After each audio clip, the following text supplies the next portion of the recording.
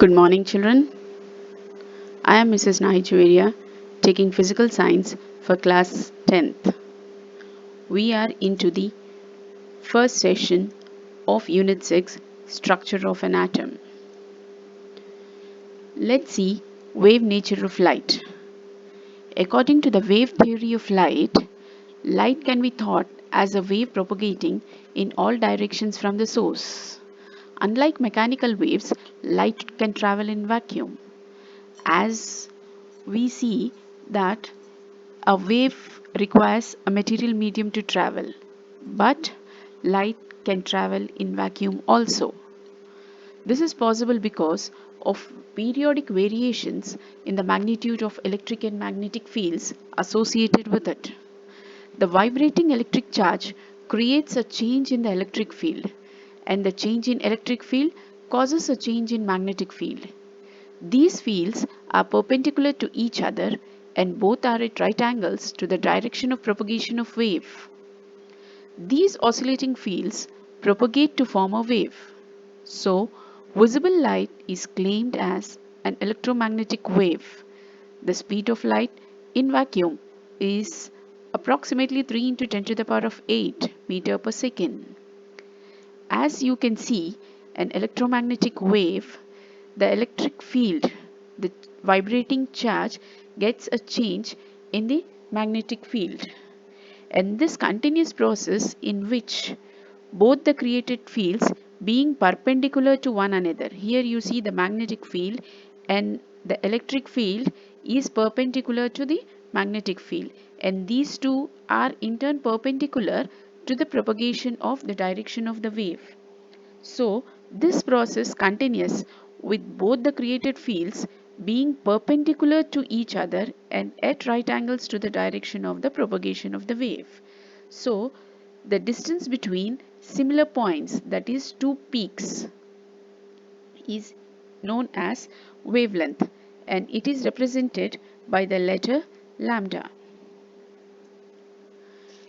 Now coming to the characteristics of electromagnetic waves. An electromagnetic wave is characterized by wavelength and frequency. What is wavelength? Wavelength of a wave is the distance from one wave peak to the successive one. As you can see here, this is the first peak and the successive peak for this magnetic field. This is the second successive peak. So the distance between these two peaks is equal to one wavelength, or the distance between this peak and the successive peak here is also equal to one wavelength. The frequency of a wave is the number of wave peaks passed by a given point per unit time. That is, per unit time, the number of waves which can be created is known as the frequency of a wave. And the relation between wavelength and frequency is given by the formula c is equal to lambda into nu, where c is speed of light, lambda is wavelength, and nu is frequency. And frequency is the reciprocal of time period. Nu is equal to 1 by t. Electromagnetic waves can have a wide variety of frequencies. The entire range of electromagnetic wave frequencies is known as electromagnetic spectrum. Now coming to the electromagnetic spectrum consists of a continuous range of wavelengths of gamma rays at the shorter wavelength to the radio waves at the longer wavelength. But our eyes are sensitive only to the visible light. That is, we can only see the visible light. Neither we can see the ultraviolet rays nor the infrared rays. Okay, so each color in a rainbow is characterized by a specific wavelength from higher, that is higher wavelength red, to violet, that is lower wavelength, shorter wavelength. These colors, that is different wavelengths that the human naked eye is sensitive to, are called visible light, and the range of wavelengths covering from red to violet color is called the visible spectrum. So you have the range of visible light from 400 nanometers to 700 nanometers. I hope you all know how much is 1 nanometer equal to. 1 nanometer is equal to 10 to the power of minus 9 meters. Coming to Bohr's model of hydrogen atom. Try to see the picture very carefully, children. He is none other but Niels Henrik David Bohr. Niels Henrik David Bohr was a Danish physicist who made foundational contributions to understanding atomic structure and quantum theory, for which he received the Nobel Prize in Physics in 1922. Bohr was a philosopher and a promoter. Now coming to Niels Bohr's model of an atom. Niels Bohr proposed that electrons in an atom occupy stationary orbits of fixed energy at different distances from the nucleus.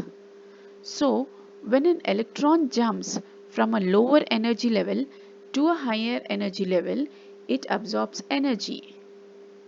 Is that clear, children? From a lower energy level to higher energy level, the electron absorbs energy. Or when such a jump occurs from a higher energy level to a lower energy level, then it is going to emit energy or release energy.